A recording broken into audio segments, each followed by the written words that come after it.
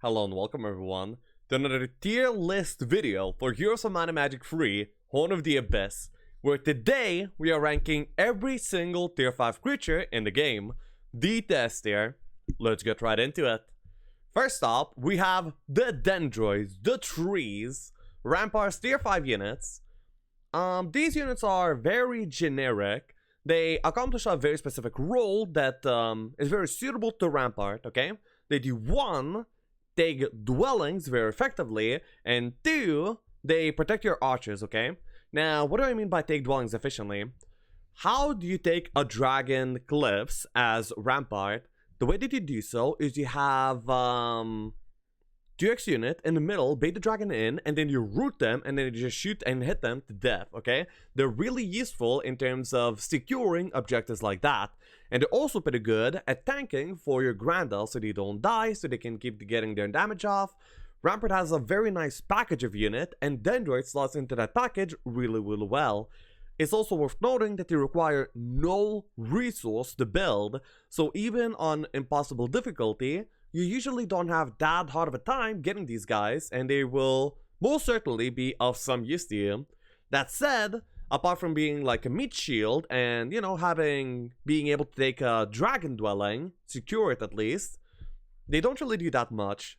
They're not much of a threat out on the field unless they morale and bind your units. If you have any anti-morale thing, they're actually just free experience. They're not that good, but they're okay. They have their spot. Yeah. They also have like really good stats. In terms of stats, they're a really good unit.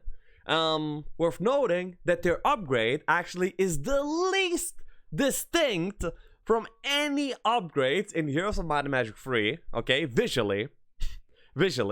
So that means whenever you go for some Dendroid gods, usually the way that I found out is an upstack is either if I deliberately check for it, or if they suddenly move more than the other ones. And then I'm like, oh man, there's a soldier stack.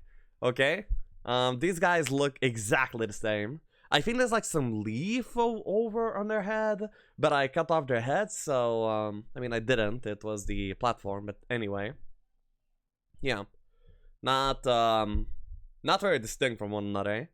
So there they are. Next up is the Earth Elemental. I like to call them by their actual name, Shedders. Okay, and their name says a lot about them. Okay. They're not good at all. For tier 5 creature standards, they have nothing going for them, okay? Their stats are too low to actually justify them being a good unit. They're too expensive to build compared to what they actually give you. They are really bad. They almost have no redeeming qualities. Like, usually I can say something good about the unit, you know, like they're used for this kind of situation, you buy them in this scenario, if you end up generating them in a certain way, they're kind of good. No! Earth Elementals, unless you summon like 120 of them for like 20 mana, they're bad. And if you summon them, then they don't really count as a unit. They're a summon, and that's different, trust me. If you upgrade your Shedders to Shiny Shedders, then they become a little bit better, but then again, it's not enough of an upgrade to make them an actually good, usable unit. You're kind of afraid to see these out on the field, because they actually can get to the other side of the battlefield surprisingly fast. They are sometimes a little bit dangerous to fight, and you're kind of sad to see an upstack of these guys when you're fighting Earth Elementals too. But still, they are really tragic. I feel like comfy units are a little bit weird. Tier 2 to 5 is actually like, it's like the same tier. But technically they're classified as tier 5 on the wiki, on the pages, everywhere, based on their building position and so on. So I kind of have to treat them as tier 5. And if I treat them as tier 5, then they're garbage. And even if you didn't treat it as tier 5, they're pretty garbage anyway, so yeah. Next up is we have the Fang Arms. These guys have 2 special abilities. One of them is to hypnotize creatures, and the other one is to have infinite retaliations. And year to year, every single time I fight these guys, I take away the retaliation, and then I hit on another unit, and then they retell to me again, and I'm like, oh shit, unlimited retals, and every single time, oh shit, unlimited retals. I probably said this about this unit like hundreds of times. I never learn. I never learn. These guys don't look like it, okay? Cthulhu's don't look like it, really. And also, Hypnotize is pretty dangerous.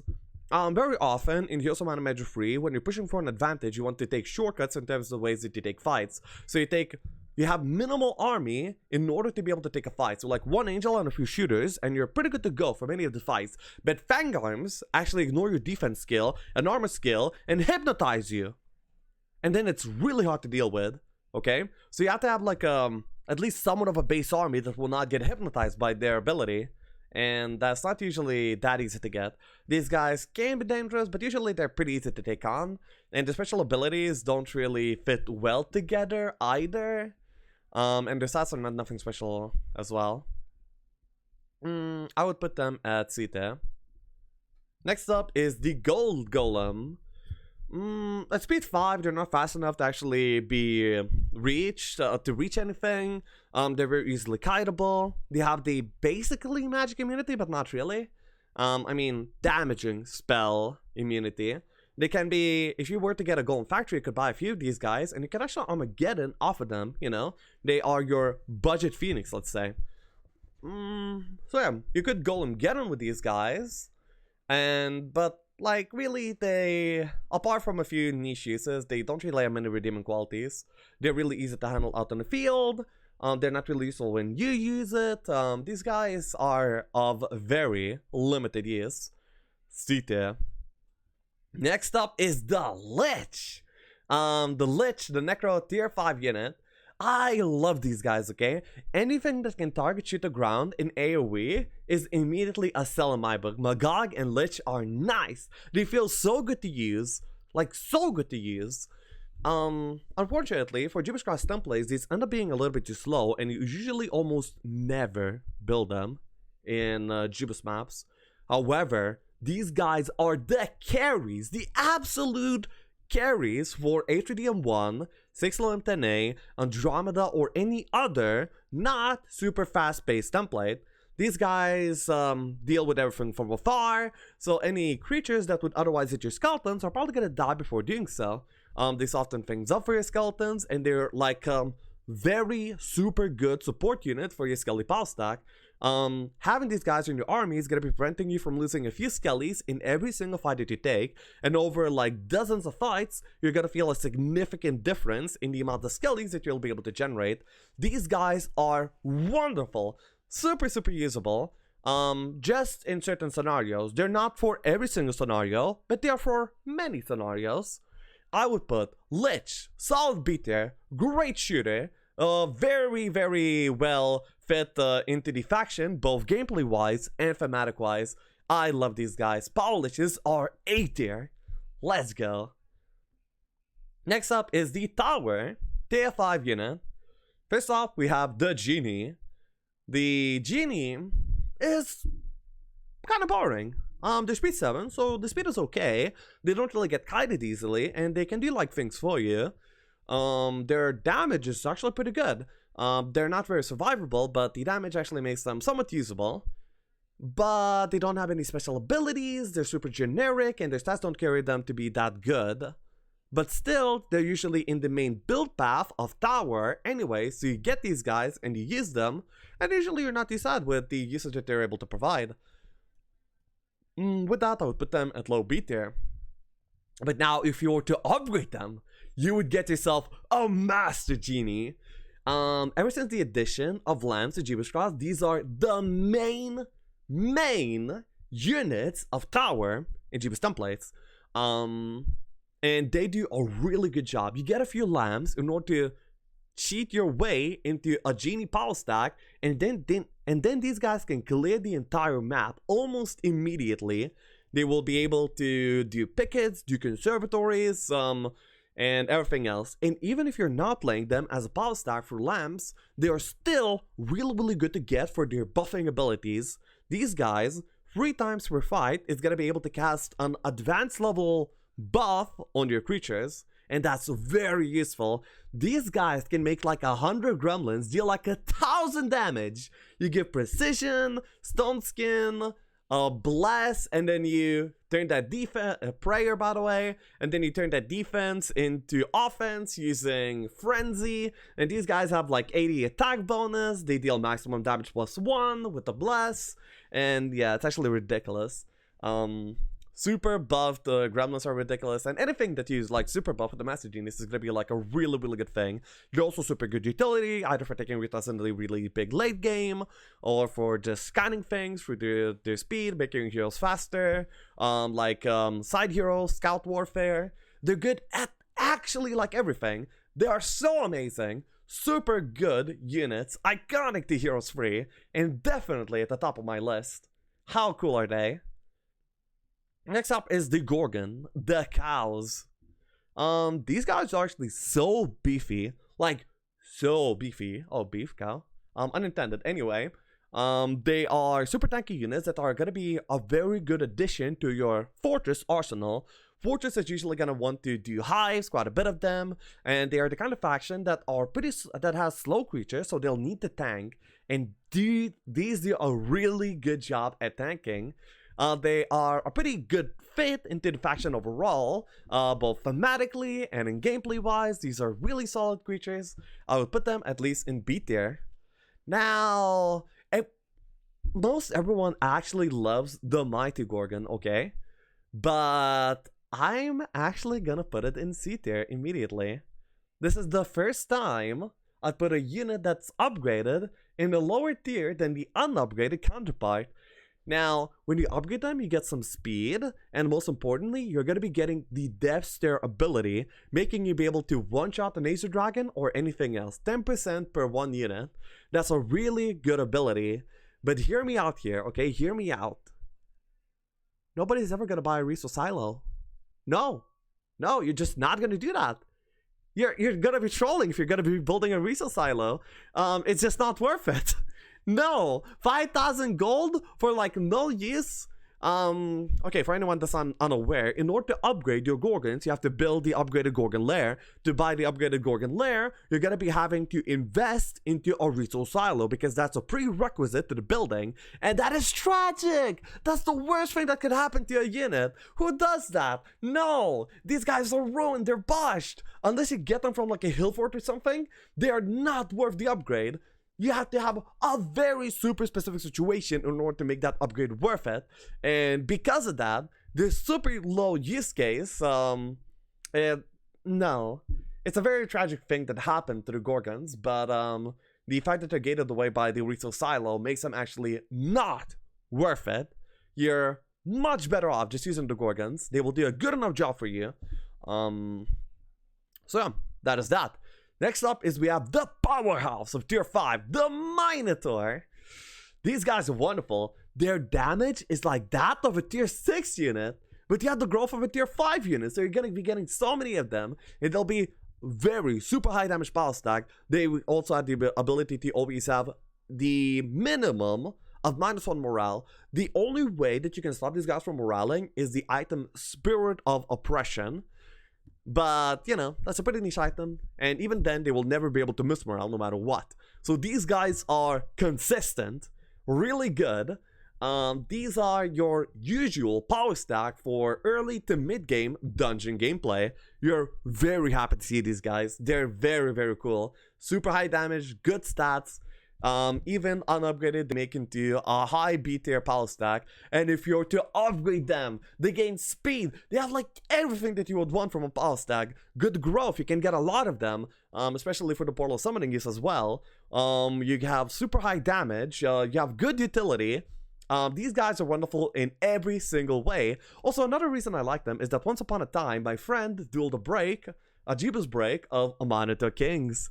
The auto did like pretty good. It actually saved most of the army and won. Then he took the fight himself and ended up horribly dying. It wasn't even close. And ever since then, he's actually still scarred about Minotaur Kings.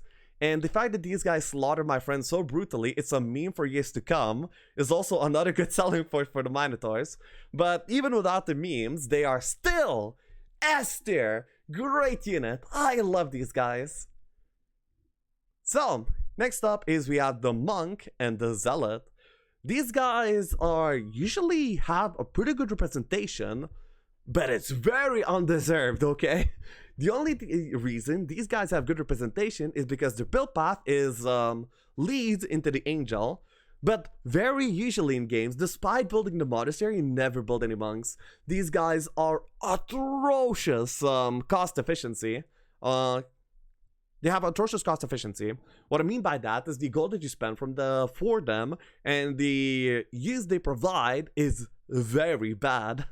They are super squishy, unacceptably squishy for tier 5 standards, in my opinion. Their damage is not exceptional, it's okay, but the fact that they are tier 5 makes their growth not high enough to justify this kind of unit. You don't build them into a power stack, they're not really good to the utility, they're not going to be tanking for you, they're not going to be taking any retals. They are pretty garbage overall. I would actually put them at C tier. And even if you were to upgrade them, which you shouldn't do because it's actually not worth it, it doesn't almost do anything. The only times you justify these as a power stack is when you get them from a box. And you get a ludicrous amount of them from a box, like 25. And in that case, they're really, really good. But most usually you're not going to be seeing among box. So they are C tier, in my opinion. And there they are. Next up is the Pit Lord. This Gachibas unit is pretty good. They are a solid Inferno unit. They usually make a small power stack in the early game. You're going to be buying the Dwelling from the main, and you're going to be buying like 1 external, and 6 or 9 Pit Lords is going to do a really great job for you. They do a lot of damage, and they have sufficient speed to not get kited at all either. They will be able to take your first hive, first Kansa, something like that. Pretty solid unit. Doesn't make it into like a really great late game power stack, but they have pretty good early game utility, and they're very, very usable. In most games, you're going to be seeing these guys in one form or another, either as a power stack or as meat, a side stack, something like that. Solid. Good. I like them.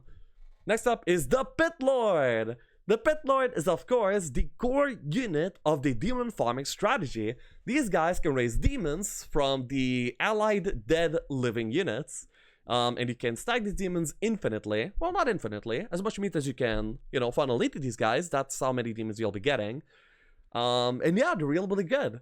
As a power stack, they can actually make a pretty good one because they have high speed, high damage. That's what you want from a power stack. They can do that. They can just be utility units that will be raising demons for you. Any way that you use these guys is actually pretty nice. I would put them at solid A tier. Very cool units, actually. Very cool. Next up is the Rocs. Now, I'm biased towards these units, okay? These fluffy, cute, thick birds are really, really, really nice. They are... You see, I started my Heroes adventure at Heroes 2. And Heroes 2, my favorite faction was actually Warlock, Blue Dragon getting all the way. But apart from that, it was actually Wizards. And Wizards had these beefy bird units that I always used to love ever since like the first time I laid my eyes upon this game from like when I was 7 years old or something. And because of that, I really, really love the Rocs. And they're actually pretty usable in game too. They are in the build path to Behemoth, so you usually get them. They're really beefy for you, 60 HP each, very cool. So actually they're pretty good units. They don't make into a wonderful power stack because you don't deal enough damage to actually justify it, but they can be the kind of units that will be taking like, you can actually send these guys as a side squad to take some mines for you, open up some treasures for you, just collect things. You can use them as meat in the hives. They have very many good use case scenarios, and they are very often bought because they are a prerequisite to Behemoths as well. But all these reasons in mind, I would put them at least in B tier. Now, the Thunderbird has so much potential. First of all, they're really good utility, just like the Master Genie. They can make your heroes faster, and they're pretty good meat as well, just like the Rocs, of course. If they were to lightning bolt at least once in their lives when controlled by players, they would be a monster power stack, but they don't. 20% never happens, except when they hit your angel, okay? They hit your angel for like 18 damage, and then they lightning bolt you for 100, because in late game you have stats, so they don't actually do physical damage, but the lightning bolt is flat. no matter how much defense you have. So then you're like pretty sad, and that usually happens every single time. AI 100%, player 0%, and that's how it balances out to 20%. Something like that. Okay, I don't know. Anyhow, these guys are pretty good. I like them, but they never lightning bolt when they're used by players, so HotA, in my opinion. Still, their utility, their beefiness, many use cases, cannot be understated how well these guys are actually used. Next up is the Sea Witches. They got like, they're like monks, except you never build them, okay? Sea Serpents ends up being a pretty unfavorable build path for Cove. Usually when playing Cove, the two power stack that you're looking to have are Corsairs and Nyxes, okay? And in that build path, there's no room left for Sea Witches.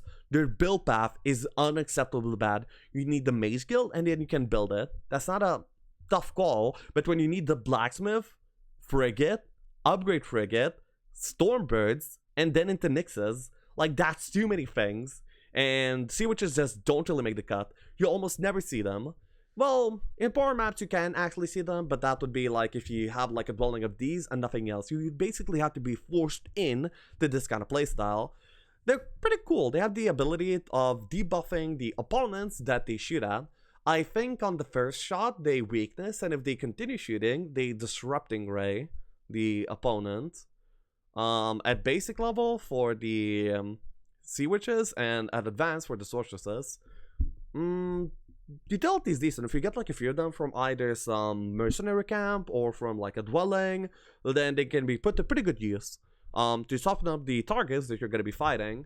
But you don't really build these into a power stack. They're not good enough utility to actually build them. So these units end up being pretty lackluster. I would say C tier for Sea Witches, even below monks. Not because they're worse than monks, but because they are not usually built. So they end up having less uses, so they're even worse, I think. Sorceresses can be pretty cool though. These are the units that you go for if you want to make a power stack of these. And if you make a power stack of these, then they're definitely going to be better than at least the monks and the zealots, making them higher C tier, at least. Next up is the trolls. These guys are a joke.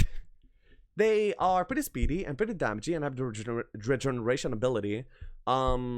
But 40 HP for a tier 5 unit that is melee and has to go in the opponent's face to actually do anything is pretty laughable. You have to have like super high speed or super high utility to justify that. Like the Master Genie, for example, they have the same amount of HP, but their utility makes them so they're way less hits, and because of that, they can actually afford to be low HP. These guys cannot afford to be low HP. These guys get absolutely demolished.